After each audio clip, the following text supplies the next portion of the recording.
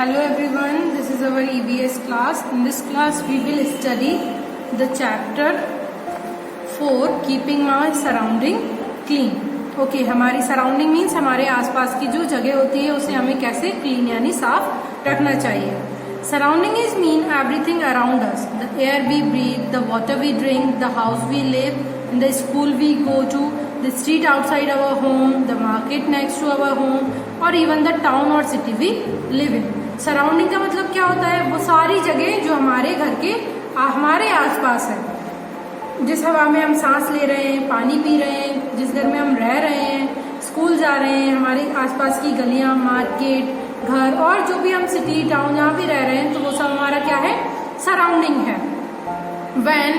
When we say we must keep our surrounding clean, we mean keeping everything around us free from dirt or pollution. जब हम कहते हैं कि हमें हमारी सराउंडिंग क्लीन रखना चाहिए तो उसका मतलब क्या है कि हमें वो हर चीज क्लीन रखना चाहिए और उसे डर्ट मतलब गंदगी और पॉल्यूशन से बचाना चाहिए.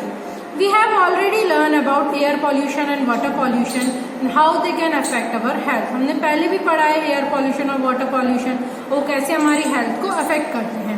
Besides, air and water, even the soil around us is getting polluted. और इसके अलावा हवा, पानी और जो soil है ये सब भी pollute होते हैं. The main cause of soil pollution is the waste from homes, markets and factories. सबसे ज्यादा soil pollution कैसे होता है? जो waste हमारे घर से, मार्केट और फैक्ट्री से निकलता है उसी से soil pollution सबसे ज्यादा होता है. If these wastage will not be disposed, it would make our surrounding dirty. और अगर इन्हीं वेस्ट को अच्छे से डिस्पोज नहीं किया गया तो वो इससे हमारी जो आसपास की जगह है वो सब डर्टी यानी गंदी हो जाती है.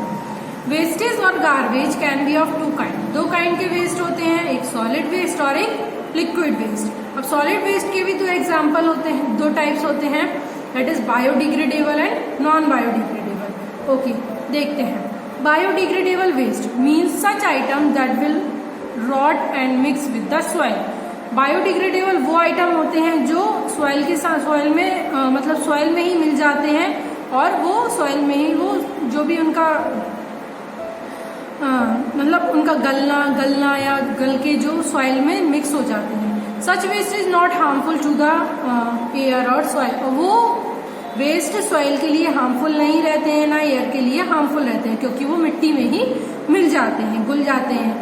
This include food waste such as fruits and vegetable peels, meat and bones, leaves, flour, paper and pencil shaving.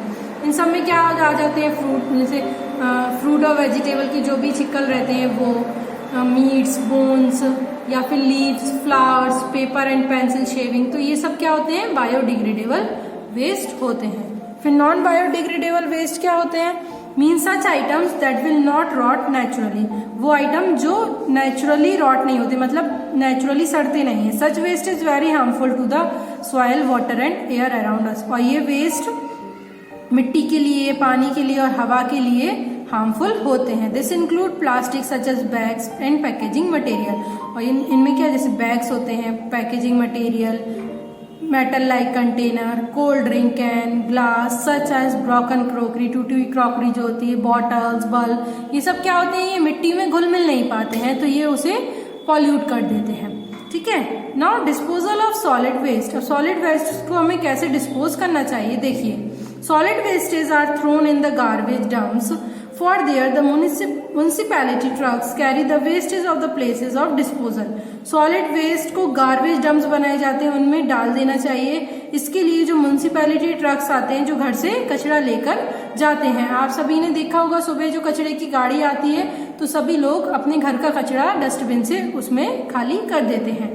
There are 3 different ways of disposing the solid waste. अब अलग अलग तरीके हैं बताए गए हैं कि किस तरीके से हम सॉलिड वेस्ट को डिस्पोज कर सकते हैं. फर्स्ट है open dumping. Open dumping means throwing the wastage in open area which is outside the city और टाउन. ओपन डंपिंग का मतलब होता है कि जो वेस्ट है उसको ओपन में डाल देना और या तो सिटी के बाहर, सिटी और टाउन के बाहर. Where the movement of people is less मतलब जहाँ पे लोग बागों का जाना थोड़ा कम हो. This waste keep decaying over a period of time. Birds and animals feed on things from this dumping place. इससे क्या होता है कि जो इसमें जो बहुत ज्यादा टाइम लगता है इसको मतलब सड़ने में, तो वहाँ पे लोग बाग कम जाते हैं तो उन्हें अफेक्ट कम करता है। और यहाँ पे बर्ड्स और एनिमल्स भी इस डंपिंग प्लेस में कुछ ना कुछ खाने के लिए ढूंढते रहते हैं। Then sanitary land filling. Sanitary land filling means throwing the waste in a deep pit. When the pit is full, it is closed with a thick layer of soil. Water is poured over it. After some time, all the waste material get composed and become a good manure. It is a good way of disposal because it does not pollute the air. In villages, similar practices are adopted by making compost pits. अब क्या होता है sanitary land filling में, ये होता है कि बहुत ही बड़े बड़े पिट्स, ये जो पिक्चर दिए गड्ढे बना लिए जाते हैं। जब ये गड्ढे फुल हो जाते हैं तो इसके ऊपर बहुत ही मोटी लेयर सॉइल मतलब बहुत सारी मिट्टी डाल दी जाती है। फिर उसके बाद इसमें पानी डाल दिया जाता है और कुछ टाइम बाद ये मटेरियल कंपोज होके क्या बन जाता है, एक बहुत ही अच्छी मैन्योर यानी खाद बन जाती है। और ये बहुत ही अच्छा तरीका है डिस्पोजल का, इससे एयर भी पॉल्यूट नहीं होती। और विलेजेस में ये प्रोसेस कंपोस्ट पिट वहां पे बनाई भी जाती है।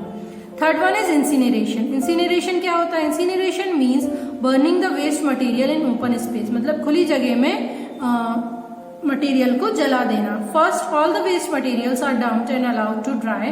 पहले उस पूरे मटेरियल को डाल दिया जाता है, फिर उसे सुखा दिया जाता है, मतलब जब वो सूख जाता है फिर उसे जला दिया जाता है। In this method waste material get destroyed once for all. इसमें क्या होता है कि पूरा मटेरियल एक साथ जल जाता है। But the polybags, tyres, rubber, plastic mixed with the waste release poisonous gases and make our air pollute. But क्या होता है कि जो पॉलीबैग्स होते हैं, टायर्स होते हैं, रबर, ये सब इसके साथ जल जाते हैं और इससे हार्मफुल गैसेस निकलती हैं और हमारा एयर पॉल्यूट होती है। तो इस वाले का एक ड्रॉबैक है कि इससे एयर पॉल्यूशन होता है इंसिनरेशन से। Then liquid waste. अब लिक्विड वेस्ट क्या होते हैं? Liquid waste go out the house through drains. We use clean water for washing clothes and utensils for bathing etc. We turn clean water into waste water. Liquid waste हमारे घर से नालियों के through जाता है। हम साफ पानी यूज करते हैं कपड़े धोने के लिए या बर्तन साफ करने के लिए, नहाने के लिए, बट वो पानी साफ पानी से वेस्ट वाटर में कन्वर्ट हो जाता है। Dirty water from our toilet should be turns water. Dirty water from our toilet should be turns into sewage. और डर्टी वाटर जो होता है वो सीवेज यानी नालियों में चला जाता है। Dirty and waste water from kitchen, toilet and bathroom should not be allowed to stagnate on the roads or in a small pits near our Holmes.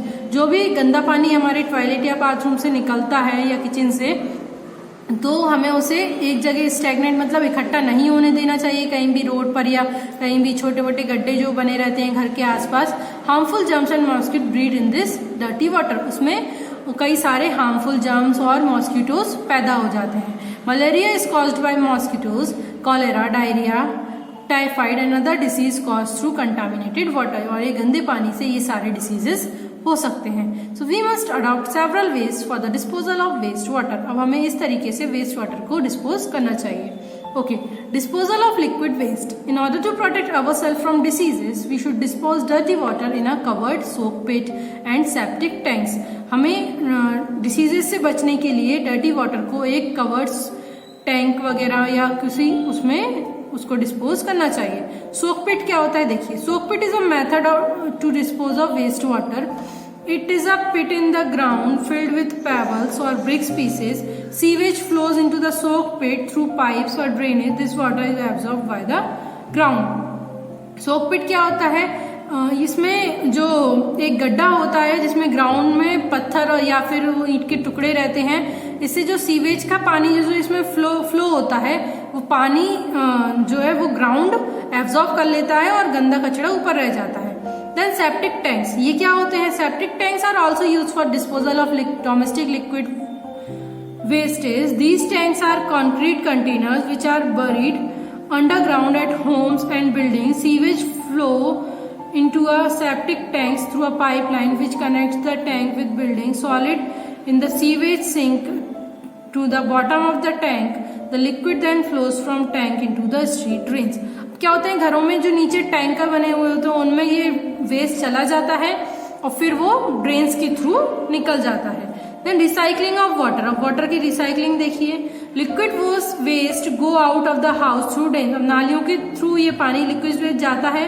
Through this drain this water is taken to large water cycling factory through sewer system. Sewer system के थ्रू ये जो waste water रहता है ये बड़ी बड़ी factories में उनका सिस्टम रहता है, वहां ये चला जाता है। Here water is separated from solid waste and other harmful material. यहाँ पे पानी को सॉलिड वेस्ट और हार्मफुल मटेरियल से अलग कर लिया जाता है। This water is then filtered and chemically treated. फिर उस पानी को फिल्टर किया जाता है और उसमें केमिकल ट्रीटेड मतलब केमिकली उसे ट्रीट किया जाता है, मतलब ये पानी पोर्टेबल है या नहीं है। During filtration all the dust and solid waste are taken out. Filtration के टाइम इसमें से डस्ट और सॉलिड वेस्ट पूरा निकाल लिया जाता है। After that chlorine and some other chemicals are added to kill the germs in the water. इसके बाद उसमें कुछ केमिकल्स और क्लोरीन मिला दिया जाता है जिससे उसमें जो भी जर्म्स हैं वो पूरे मर जाए।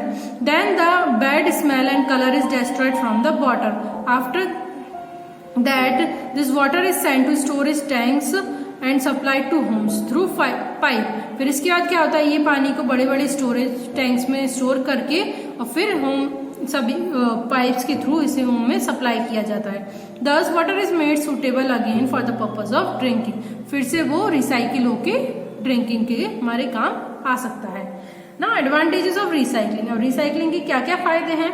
Leeds to reduce consumption of raw material, makes the surrounding clean और हेल्दियर। हमारी आसपास की जगह क्लीन हो सकती है और हम भी हेल्दी रह सकते हैं। इससे रॉ मटेरियल का कंजम्पशन मतलब जो नदी वगैरह का पानी है उसका कंजम्पशन भी कम होता है। Saves and landfill space utilize for garbage disposal, saves money बचाता है। Reduce the amount of energy required to manufacture new products. किसी भी नए प्रोडक्ट्स को बनाने की एनर्जी रिड्यूस कर देता है। To remain fit and healthy we need to live in a surrounding that is green and clean. अगर हमें फिट और हेल्दी रहना है तो हमें हमारी सराउंडिंग जो है वो बिल्कुल साफ सुथरी होनी चाहिए और क्लीन होनी चाहिए, ग्रीन होना चाहिए, मतलब पेड़ आसपास लगे रहने चाहिए। Besides planting tree we need to be careful that we dispose our waste in a way that it does not harm the environment and in turn our healthy.